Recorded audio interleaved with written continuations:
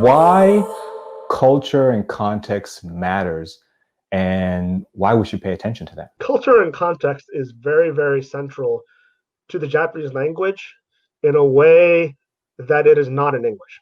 I mean, certainly, anytime you're interpreting any language, culture and context matters, but it's just built into the language in Japanese in a way that it isn't in English. For example,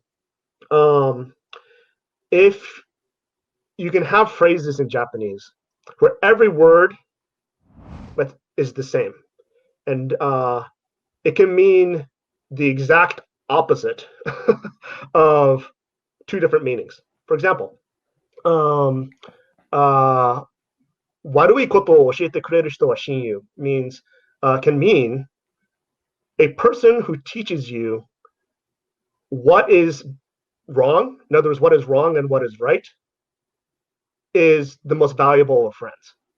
Or it can mean a person who teaches you to do bad things, who teaches you to do bad things that are fun, is somebody who is the best of friends. So in a certain sense, the sentence, the words are the same, yet how you interpret that sentence is entirely contextual. There's not a lot of English phrases that you can come up with where you can do that game, where in how you can legitimately interpret a sentence using the exact same combination of words can mean the total opposite of what could potentially be said. And there's many examples you can actually come up with in Japanese where that's the case. And moreover, in Japanese, you can have a lot more flexibility in terms of leaving things unsaid than in English. It's a language where, for example, if you say the English equivalent of yes, hi, it can mean yes, or yes, I'll do that, or it can mean yes, I hear you. and and Japanese people expect people to understand from context which they mean.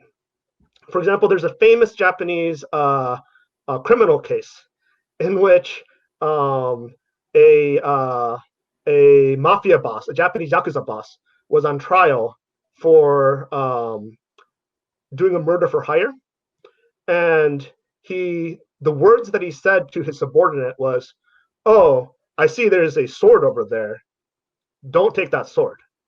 And prosecutors in the case argued the mafia boss was saying, "Take the sword," and the defense attorney was arguing that no, he was saying literally, "Don't take the sword," so that means don't take the sword, and so he wasn't giving an instruction to murder.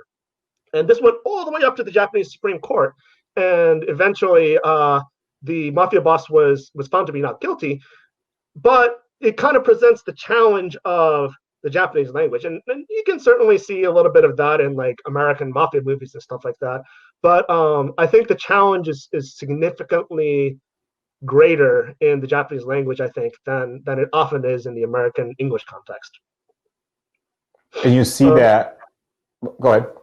Oh, sorry. I was going to say another good example that you can find would be we had a case where there was some accusations of bribery in FCI, Federal Corrupt Practices Act case, FCPA case, and we found on our team a document in which a person was talking about treating a government official to wakame, seaweed.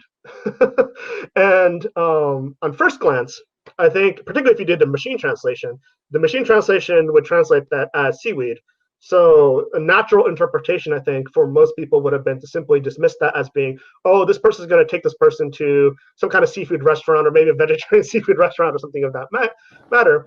But having culture understanding of that document, when I saw the document, I said, no. This person is talking slang, and this person is meaning making an inappropriate reference to a woman's private parts. And so this person is talking about prostitution. And so that kind of issue can certainly come up in particularly in any kind of instance in which a Japanese person is trying to obfuscate what they're saying. And cultural understanding and linguistic understanding can be extremely important in that way as well.